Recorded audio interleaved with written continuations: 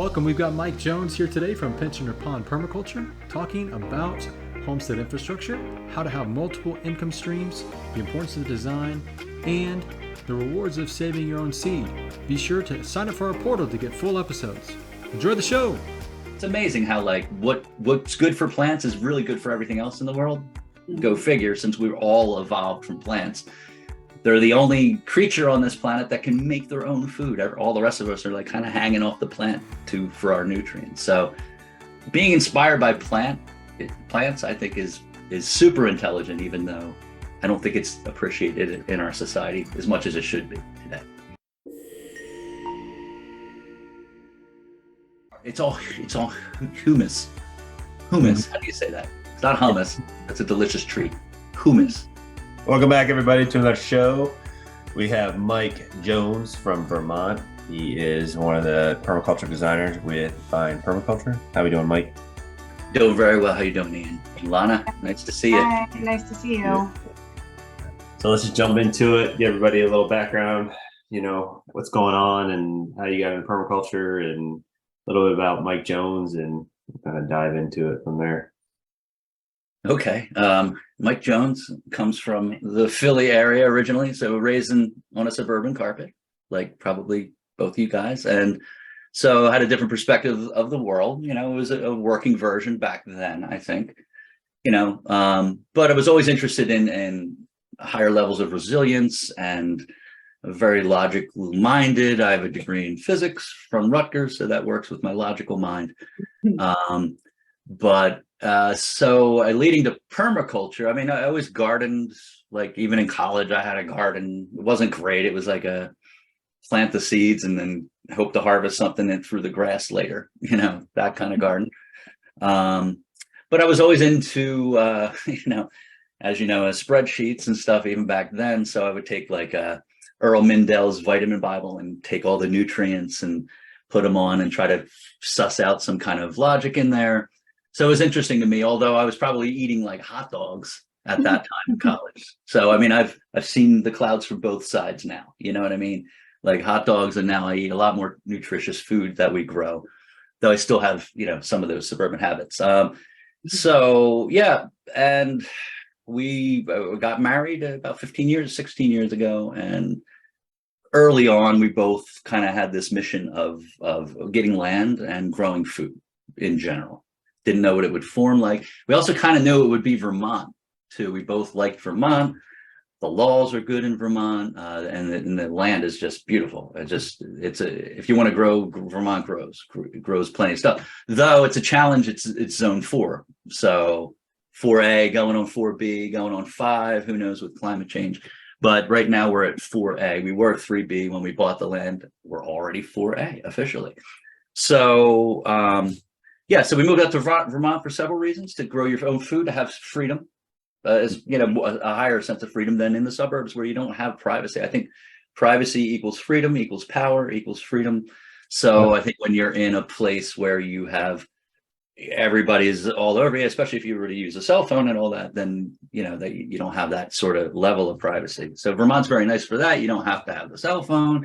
It's very quiet, and it grows and it's beautiful. So we're trying to focus. We're 6 years into the permaculture thing on our own up here, no family, 500 miles, 450 miles away from family. And we have been shifting. We're shifting now into, all right, we've spent a lot of money and a lot of time building this thing. Now, how can we start squeezing that and get some juice out of it? So we're trying to figure out how to monetize on our farm. And make it start working for us. So that's the phase we're in now.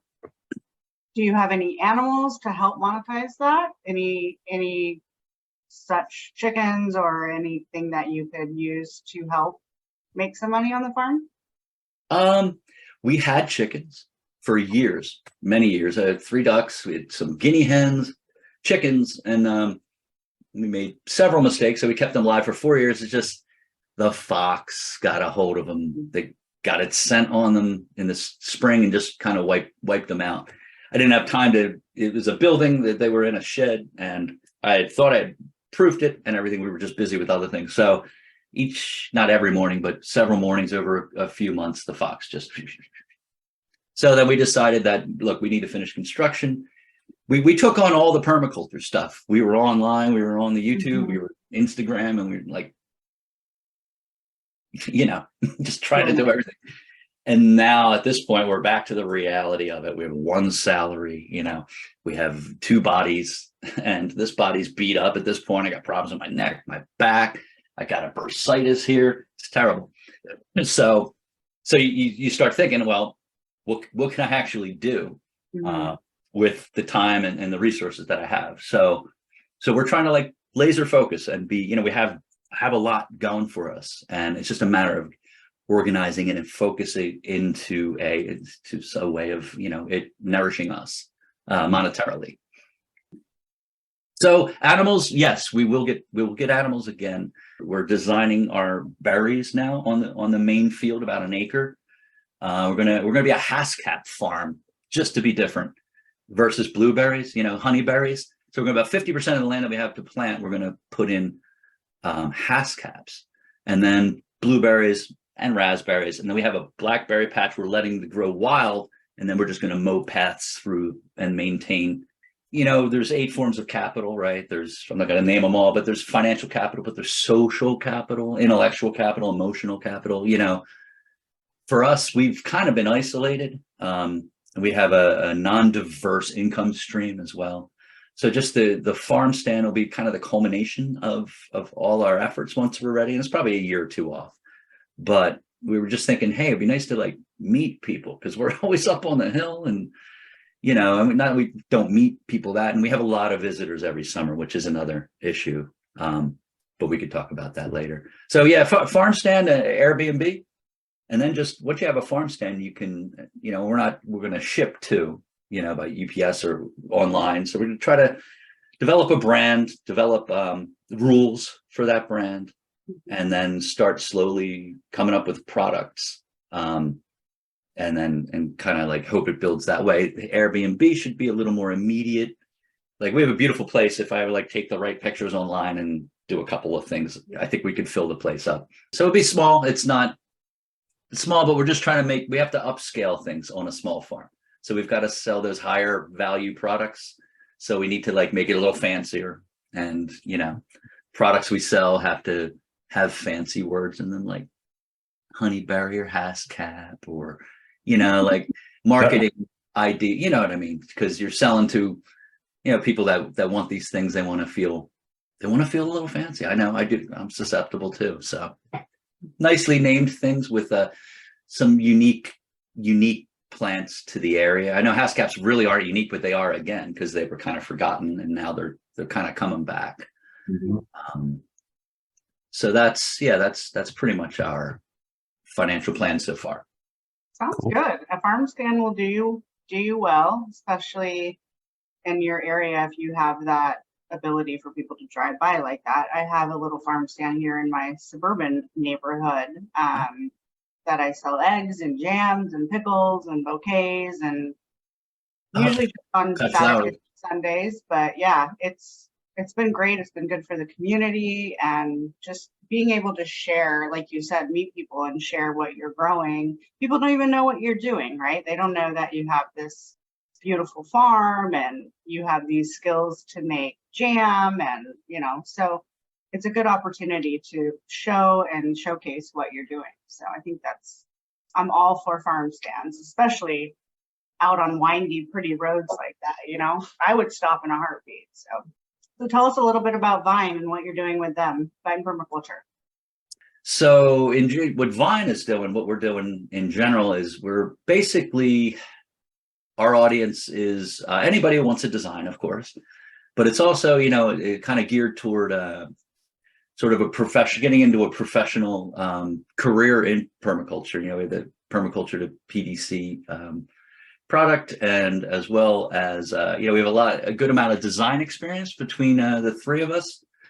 And so what our plan is now, we don't have a huge customer base yet, but we're trying to build that up. Very similar to what you guys are doing, put out valuable material online, which just, it takes time and effort, but we're all learning as we do that, as we research, what the video is that we're putting out, or the product, or the PDC components. Definitely been saving a lot of money. I know you have, by doing construction yourself, because I'm kind of in the middle of that, renovating bathrooms at my house. So gotta look at it that way too, right? Yeah, for sure. The value, fortunately we own what we have, and so all that value has gone into our place. Yeah. We've had enough wildfire smoke, which is just weird. We've never had that here. It's crazy. But you get the wildfires in Quebec now. Okay, they were out west for a while. We're like, oh yeah, good thing we're out here. Happen in Quebec, and if it could happen there, it could happen here. So now we're already in like, how do I clear out the woods? How do I do fire management? Like, what are our plans for that? Even though you wouldn't think you'd have to worry about that in super wet Vermont, but we didn't get flood. There was all the Vermont flooding last month. It was in the national news. The capital of Vermont was just looked like Katrina, like New Orleans. Just everything flooded out. And we didn't get the flooding here. First of all, we're permaculture people, so we build on a hill. We don't build in a floodplain, but a lot of other people have, and they weren't expecting that up here. And we didn't get any flooding up here, this high north, for a while. But after the fourth storm, because it's all humus.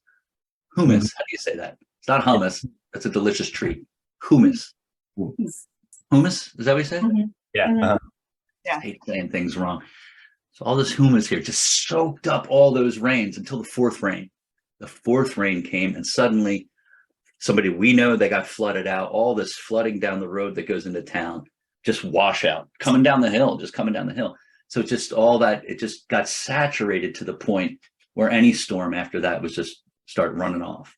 So yeah, zone 7 and 8, it is the most, you have the best chance of growing the most things, I think. Though I think as you get hotter, you get more diseases. You have more disease pressure. Yeah. Etc. There's a lot of unknowns too, or at least for us, like all these South American varieties and Central American varieties of things that we just don't have that knowledge. Well, I have some of it now. We're living in Florida for the last 8 years, but you know what I mean? I think that might affect it too. Maybe there is more. We just don't know because there's so much vegetation around the world that's edible, But I agree with you in general. North America, that's kind of the sweet spot. I'm doing a design in Delaware, which is 7, and there's a lot of options, and I'm excited to be doing that design. Can I talk a little bit? Like, we've had a big change, besides like, how to get that financial capital level up for our farm, and social capital level, two things that we need to adjust. The biggest change that's happened this year is because of one of your guests in the past. And I saw that you interviewed. I'm like, oh my God. And his thinking has just completely changed the way we're farming. And that's Joseph Lofthouse. Yep. So we're land racing now fully. We're getting organized to do it. We're collecting potato seeds, not just cloning potatoes. Mm-hmm. We're doing the same with garlic, not just cloning garlic. So it's exciting because, if, as from Joseph Lofthouse, these inbred seed packets, the big company wants to sell to the most diversity. They want to sell to zone 7, zone 8, mm-hmm. right? The most diversity for their seeds to have the most customers, because their purpose is money. Right. And then secondarily seed quality, et cetera, et cetera. But they have to think about money first because they're a corporation. So they, so you end up buying seeds, and they might work for you, et cetera. But if you're in two situations, one where you really want to grow your own food, so now you're kind of dependent on the quality of the food and the nutritional quality of the food. So if you're growing not just a pretty garden, but like a functional garden for you, and you have land, and you're not going to be moving next year and selling this, and the average American moves 11 times and they can never plant fruit trees, that's sad, So if you're staying where you're at and you have land, it only makes sense to land race because of two reasons. One is you want to get the most nutrients out of your food, et cetera. And you want it to adapt to your particular land the way it is, your microclimates and because every zone 4 is just a real general term, as you know, zone 8, zone 9, whatever. There's all these microclimates within, your land. So there's that. And then there's, second of all, honestly, it's climate change. We're living in a rapidly changing climate change. Within our lifetimes, we're going to change zones. We've already changed one. It's going to change more zones. So thinking of that, how could you possibly keep up with that unless you let the plants learn for the year? Then you collect the seed, and the seed is their book report on the whole year. It's their information. This is what happened during the year.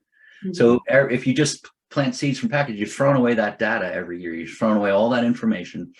Land racing, when you collect that seed and you start observing the first permaculture principle, you observe, and then you start selecting for things. Now your seeds are going to be learning with you, and they're going to just adjust to not only your land, but what you want particularly. Oh, I like this taste, like this flavor. I don't really like that. I don't care if I'm supposed to grow it. You know what I mean?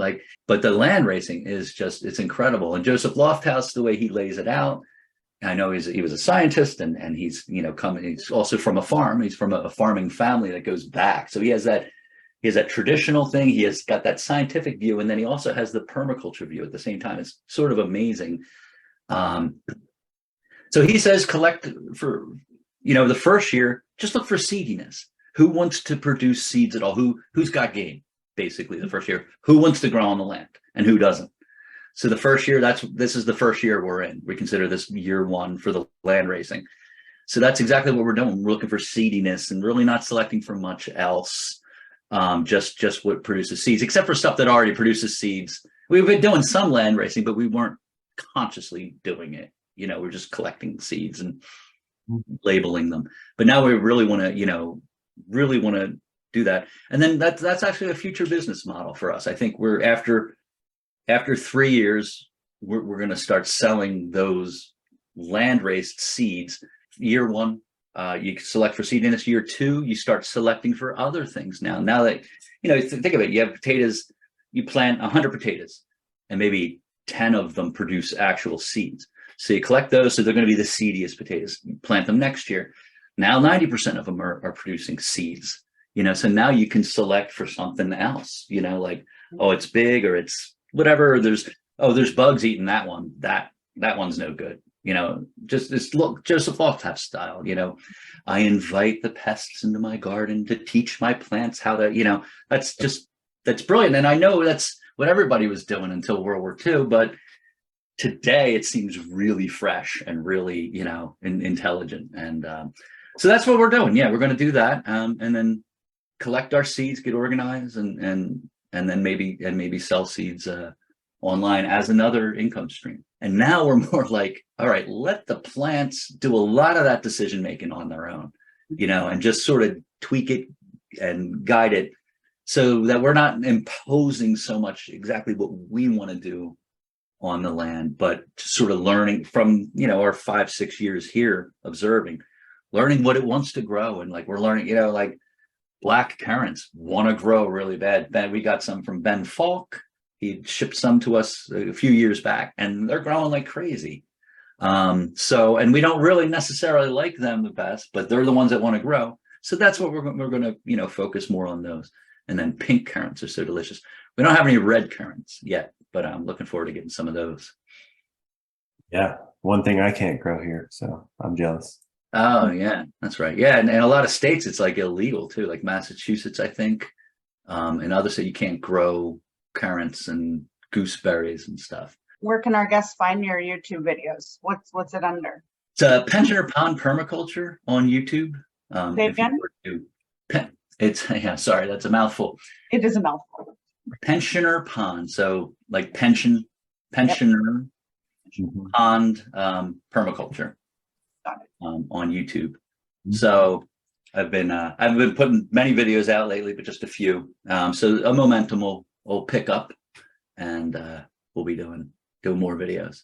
We'll put that in our links so our guests can find you and see what you're up to and keep us updated. And we definitely will have you back for sure, so we can see where you're at in the next year or two and keep collecting those seeds and we can share too, which is fun.